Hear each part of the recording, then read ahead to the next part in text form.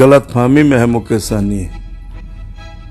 अति पिछड़ा और पिछड़ा, वही अति पिछड़ा का सर्टिफिकेट देगा क्या? हम लोग भी तो पिछड़ा अति पिछड़ा से आते हैं। सहनी का जैसी करनी वैसी भरनी, ज़्यादा बड़बोला हो गया था और उनका खुद विधायक सब भाग गया। अब बिहार में रहिएगा हमारे साथ, बीजेपी के साथ, यहाँ आके प्रधानमंत्री और बीजेपी के खिलाफ भाषण दीजिएगा। नमस्कार, न्यूज फॉर नेशन देख रहे हैं आप। मैं हूं आपके साथ धीरज सिंह। दानापुर में कल जेडीयू नेता की हत्या हो गई, जिसके बाद से लगातार विपक्ष बिहार के कानून व्यवस्था पर सवाल उठा रहा है। हमारे साथ भाजपा सांसद प्रदीप सिंह जी हैं।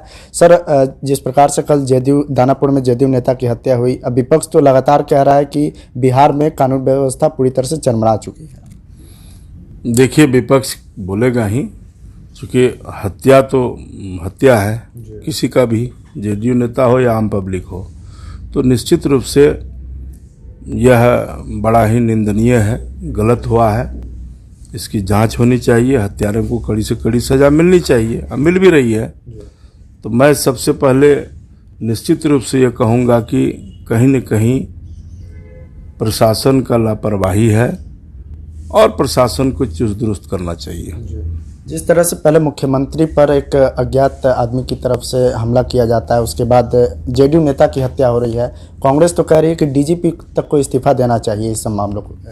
नहीं, माननीय मुख्यमंत्री के साथ जो कल घटना घटी है वह बिल्कुल ही गलत घटना घटी है। इनका हम निंदा करते हैं और इस तरह का लोगों के लिए समाज में कोई जगह नहीं है।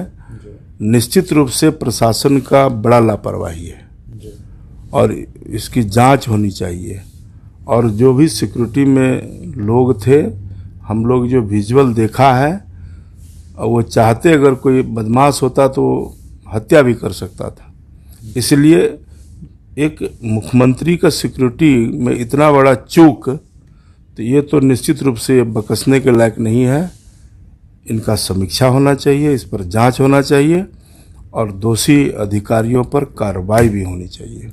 कश्मीर फाइल्स जो फिल्म आई है, उसमें बिहार विधानसभा में कल मंत्री समेत कई विधायकों ने इस फिल्म को देखा है, लेकिन आरजेडी नेता तो कह रहे हैं कि बीजेपी फिल्म के माध्यम से अराजकता फैला रही है।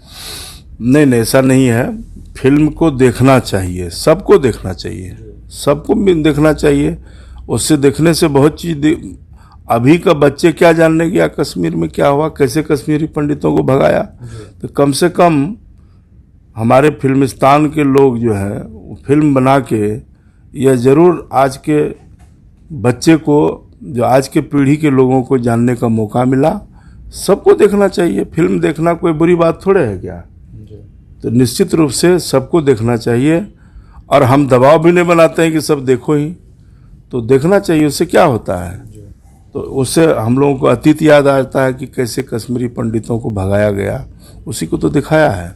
उसमें कम दिखाया है, जितना प्रताड़ित किया, जिस तरह से उनको परेशान किया, कैसे उसको मारा, ज़मीन हड़पा भगाया, उसको पूरी कहानी दिखाया कहाँ है? एक झलक दिखाया है। तो हम लोग जानते हैं इससे भी दर्दनाक खौफ था वहाँ, और कश्मीर पंडितों को भगाया गया था। एक आखिरी सवाल है कि मुकेश सहनी जो कि मंत्री थे पूर्व में, अब उनको आप लोगों की ओर से बर्खास्त किया गया है।